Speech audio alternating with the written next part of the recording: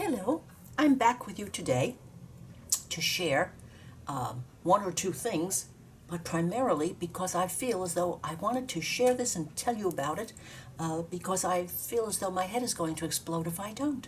So, before we get to my wonderment there that I'm so tickled with myself about, I thought I'd give you a quick look at this folded envelope that I have been working on. For those of you who have been following the progress, I've gotten this tied down, and it's going to be, I can slide a piece of ephemera in from the side, and I got the belly band attached, and then I did some, I ruched this bit of silk on a piece of the a scanned piece of paper, so that if it comes up on the side, it will look quite as though it belongs there, because it does. It's from this backburned paper. And again, I wanted to share with you, for those of you who aren't too sure about this or how it happens, but the gold dots in the middle of the white flowers are Pearl and Pen number 901 gold. I've used it quite a few times before, but not everyone might have seen that, and I'm going to get close to show you what happens now. This blob was just applied simply by squeezing, and it makes the wonderful, perfect little bead, and as you can see, it's quite dimensional. I'm one that believes in really letting this have every opportunity to dry, so I'm going to set this aside now for a day or two to make sure that these are hardened right through, because that way they can handle anything that's thrown at them. But okay, let me get to my my head exploding. Alrighty. I'm going to set this aside, absolutely out of harm's way.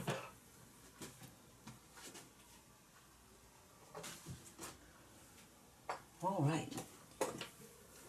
I have been wanting to share some digital downloads to my Etsy shop, and I realized that it was not the easiest thing, and let's just say easier said than done. And so I decided over the Memorial Day weekend that I was going to get a start on it, and I thought that if I persevered and did it, I could get to the other side of that rabbit hole, and I did. So I picked 4 pieces to share with you, and I picked them primarily because it was easiest for me to work with, physically, in other words. So these are my my scanned pieces. These papers are came out of a book. This book is labeled 18. This picture is labeled 1829, and it's, if you could see the originals, you would know that all of these spots are foxing that are completely fresh. And I giggled to myself, and I thought, well, we call that distressing. But beautiful embossed paper, and this one is this color because it's I ran it off. I wanted to experiment. I ran this one off on buff cardstock. So this is the first one, and then there are two other gentlemen, and Elizabeth Marchioness of Stratford, 1829. This one also I ran off on, no, this one is on my white, heavier duty, heavier quality printer paper. And let me show you how well that came out. She is, you can almost see the engraving lines on her. So that was my experiment with, I wanted to see what would happen, and let you also see what happens with the different types of paper. I apologize. This was on buff, This is on the buff, and it is the same as the paper as this. And the only difference that I can see here is the age. Whatever the process is and whatever has happened to this paper since 1829, it came out this way. This one is a piece of, let me show you exactly what it is. It is a professional matte photo paper from good old Office Depot. And this was the effect on the white matte photo paper. The lines, the engraving lines on this are so beautiful, and by looking at this carefully you can actually tell that this is velvet. And the vase, you can see the highlight on it, and and her face, and of course all of these beautiful distress marks. Then I wanted to, because when I finally achieved it, I had to try everything I could possibly try. And so this one is on vellum, and of course I do not have a laser printer. This is on inkjet, and when she came out, it was rather wet, but I set it aside to dry, and of course there is quite a difference. Maybe it's something that I have not yet learned, but I can quite imagine how this kind of a shiny paper would give the same as a matte finish. So I thought to myself, my, I'm going to save her for, use her for Halloween.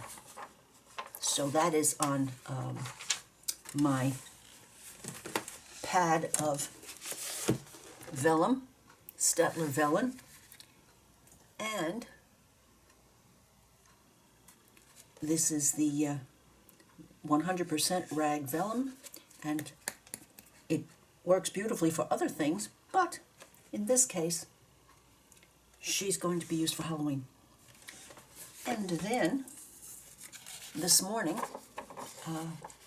or early this afternoon, I purchased some paper that I have not had before. I purchased some parchment in Walmart. 24-pound, and here is the print on vellum, and it is quite a bit better than this one on parchment. Is quite a bit better than vellum, and not too far off from the prints on the cardstock and the matte photo paper. So as you can see, I've been playing, and I'm offering these as my first try, and they are now in my Etsy shop. And these were the first thing that came to hand, but I did learn so much about this process. However, I do have some things that I can share with you now because of this wonderful process. I have quite a nice selection of handkerchiefs, so I'm going to be sharing all of these pretties with you in digiform. So this will be my next attempt to figure out how to work that. And then, last but not least, because I don't want to take up too much of your time twice on a weekend, this is a piece of my art. And so I ran this off on a heavy white cardstock. And what I'm going to do with this is, I am going to, since this is mine, I can do with it as I please. I'm going to play with it. I'm going to add to it. I'm going to embellish. I'm going to collage, stamp, stencil, add lace, whatever. And I'm going to be sharing these pieces with you in digital download form. I can't wait to play on this piece of paper. It's got my mind going already. So now you can see why someone who absolutely was flabbergasted at the steps it takes to do the digital downloads The Etsy part was the least of my problems, but I had to find out how to say Carol Martine art over the prints that show in the pictures on Etsy, and there must be 5,284 steps in that process, which of course my husband just takes for granted and whips through it. Well, I'm going to try it myself now that I supposedly understand it. But if all else fails, I'm going to have him work me through it, and I'm going to write that thing down step by step to get Carol Martine art across that paper. Now, I did get it on my Three Gentlemen and Lady, but my grandmother's expression was, well, Carol, it'll build your character. So that's all for now. I don't want to take up too much of your time, but I wanted to share the excitement. This was a real accomplishment for me, because this was about as far out of my realm as it's almost possible to think about, and but a challenge nonetheless. I will be getting back with you soonest. If you have enjoyed this little soul bearing with you, please give me a thumbs up and leave a comment, and I would love for you to subscribe to my channel. Bye now.